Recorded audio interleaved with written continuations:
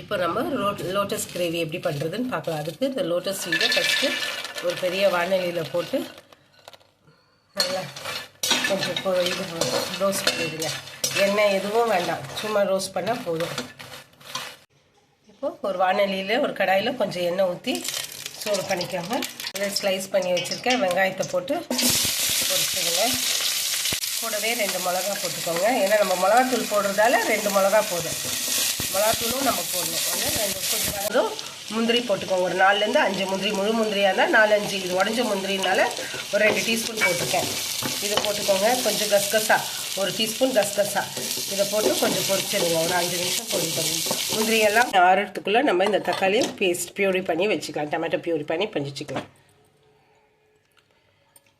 வெங்காயம், முந்திரி, கசகசா இதுவும் பேஸ்ட் பண்ணி வச்சுக்கோங்க. இப்போ நம்ம கிரேவி எப்படி செய்யலான்னு பார்த்துக்கலாம். இப்போ கொஞ்சம் எண்ணெய் விட்டுக்கோங்க. எண்ணெய் காஞ்சதும் சீரகம் போட்டிருக்கேன். 1 டீஸ்பூன் சீரகம் போட்டுக்கோங்க. 1 டீஸ்பூன் இஞ்சி பூண்டு பேஸ்ட், ஜிஞ்சர் கார்லிக் பேஸ்ட் போட்டுக்கோங்க. பூண்டு பேஸ்ட் போட்டோன்னா ஒரு 1/2 டீஸ்பூன் மஞ்சத்தூள், டர்மரிக் பவுடர் ஒரு 1/2 டீஸ்பூன், சில்லி பவுடர் 1 டீஸ்பூன் உங்கள் காரத்துக்கு ஏற்ற மாதிரி போட்டுக்கோங்க. தனியாத்தூள் 2 டீஸ்பூன் போட்டிருக்கேன். 2 டீஸ்பூன் போட்டுருக்கேன். ஒரே ஒரு நிமிஷம் தான், ஒரு 1 மினிட் தான், ஒரு நொடி தான். வதங்கினோடனையும் தக்காளி பேஸ்ட் பண்ணி வச்சுருக்கோங்க இல்லையா, அதை போட்டுருங்க.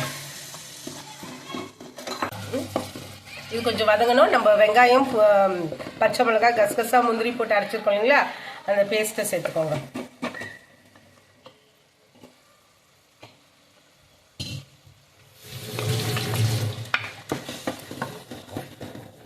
நம்ம கரம் மசாலா தூள் ஒரு 1/2 டீஸ்பூன் கரம் மசாலா தூள் போட்டிருக்கேன்.